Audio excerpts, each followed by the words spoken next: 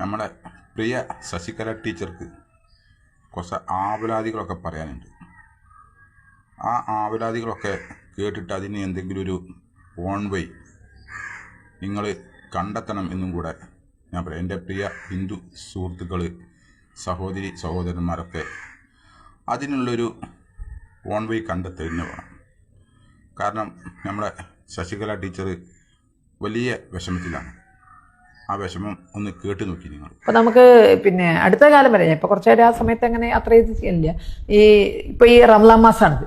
ഈ റംലാൻ മാസത്തിൽ ഈ പട്ടാമ്പിയിൽ നിന്ന് വടക്കോട്ട് പോകുന്ന ട്രെയിനുകൾ നമ്മളൊന്ന് നോക്കിയാൽ ധാരാളം പാവപ്പെട്ട മുസ്ലിം സ്ത്രീകൾ രാവിലെ കയറും. രാവിലത്തെ ഏറ്റവും ഞാൻ കോഴിക്കോടാണ് പഠിച്ചിരുന്നത്. അപ്പോൾ കോഴിക്കോട് ഞാൻ ഈ ട്രെയിനിന് പോകുമ്പോൾ രാവിലെ 7 മണിക്ക് പോകുന്ന ട്രെയിനിൽ പട്ടാമ്പി ഭാഗത്തുനിന്ന് ഒരു 10-25ഓളം ഉമ്മമാർ, വളരെ പാവപ്പെട്ട ഉമ്മമാർ കയറും. അവരുടെ ലക്ഷ്യം തിരൂര് താനൂര് ഭാഗങ്ങളിലെ സമ്പന്നരായ മുസ്ലിം സമൂഹത്തിൻ്റെ അടുത്തേക്ക് സക്കാത്ത് മേടിക്കാൻ പോവുകയാണ് അവർ.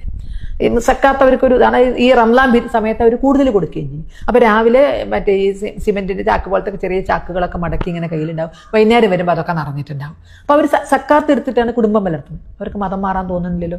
അവർക്ക് ഈ സക്കാത്ത് കൊടുക്കുന്നതിനേക്കാൾ കൂടുതൽ ഇപ്പുറത്താരെല്ലാം കൊടുക്കുമെന്ന് പറഞ്ഞാൽ അവർ മതം മാറില്ല. കാരണം അവർക്ക് മതം കുട്ടിക്കാലത്ത് അവരിൽ ഉറച്ചിട്ടുണ്ട്. ഹൈന്ദവ സമൂഹത്തിൽ ഇത് ഉറച്ചിട്ടില്ല.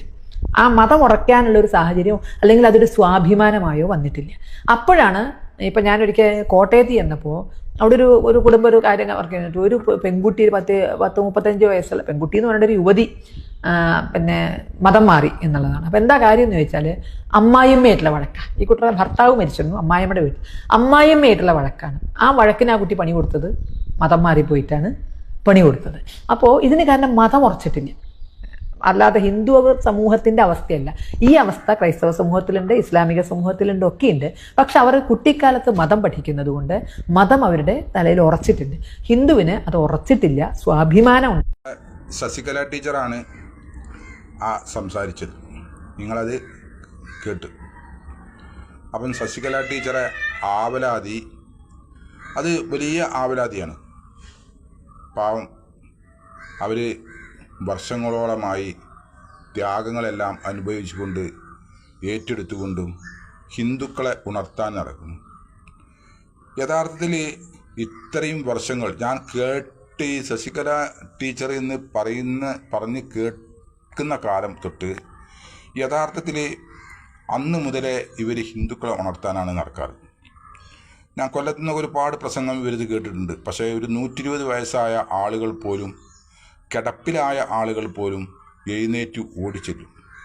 അത്രമാത്രം നല്ല കാര്യങ്ങളാണ് അവർ പറയാം. ഏത് കിടപ്പിലായ രോഗികൾ പോലും അപ്പോഴേക്കപ്പോഴേ എഴുന്നേറ്റ് ഓടാൻ പറ്റിയ ഒരു സ്റ്റേജിലുള്ള സംസാരമാണ് സംസാരിക്കാറ്. അപ്പം ഇങ്ങനൊക്കെ സംസാരിച്ചിട്ടും ഹിന്ദു ഉണർന്നിട്ടില്ല എന്നാണ് ഇവർ പറയുന്നത്. അതുമാത്രമല്ല, ഇവിടെ ഹിന്ദുത്വ ഭരണമാണ് ഭരിച്ചുകൊണ്ടിരിക്കുന്നത്. കേന്ദ്രത്തിലാവട്ടെ മുഖ്യ സംസ്ഥാനങ്ങളിലാവട്ടെ അവിടെയൊക്കെ ഹിന്ദുത്വ ഭരണമാണ്. ഹിന്ദുത്വവാദികളാണ് ഭരിക്കുന്നത്. ഹിന്ദുക്കളല്ല, ഹിന്ദുത്വവാദികൾ, കടുത്ത ജാതികൾ, ഇത് വർഗീയവാദികൾ എന്ന് തന്നെ പറയാം.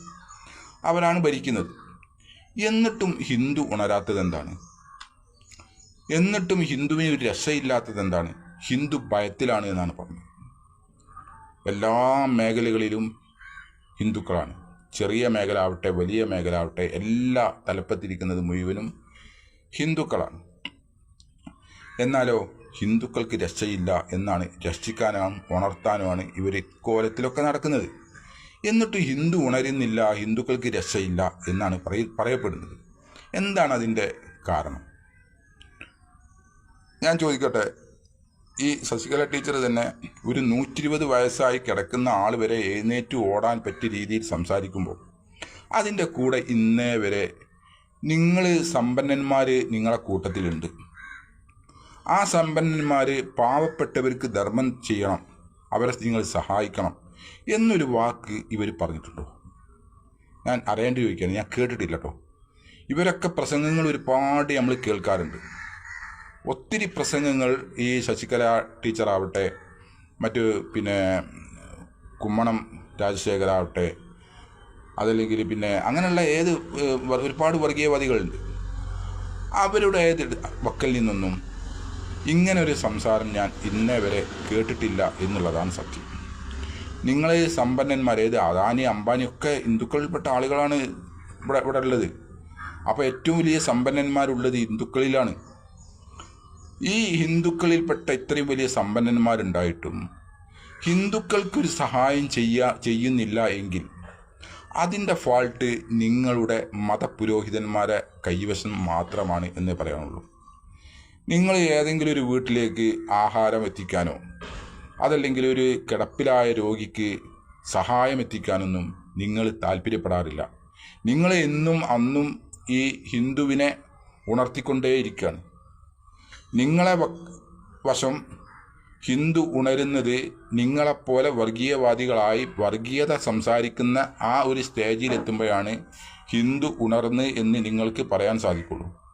അതുവരെ നിങ്ങൾ ഹിന്ദുവിനെ ഉണർത്തിക്കൊണ്ടിരിക്കും. അപ്പോൾ ഹിന്ദു ഉണരണം,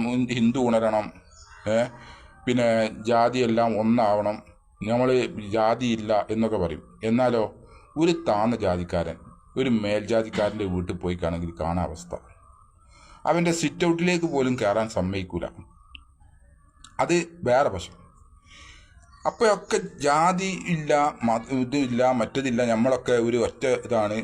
ഹിന്ദു എന്ന് പറഞ്ഞിട്ടാണെങ്കിൽ ജീവിത രീതിയാണ്, അതിൽ ജാതി മതമൊന്നുമില്ല, എല്ലാവർക്കും അതിൽ പങ്കെടുക്കുക എന്നൊക്കെയാണ് നിങ്ങൾ പറയാം. പക്ഷെ ഒരു താഴ്ന്ന ജാതിക്കാരൻ ഒരു ഉയർന്ന നമ്പൂരിൻ്റെയോ അല്ലെങ്കിൽ മേനോൻ്റെയോ വീട്ടിലേക്ക് കയറുമ്പോഴാണ് അതിൻ്റെ യഥാർത്ഥ വശം മനസ്സിലാവുള്ളൂ. അതുവരെ മനസ്സിലാക്കാൻ സാധിക്കില്ല.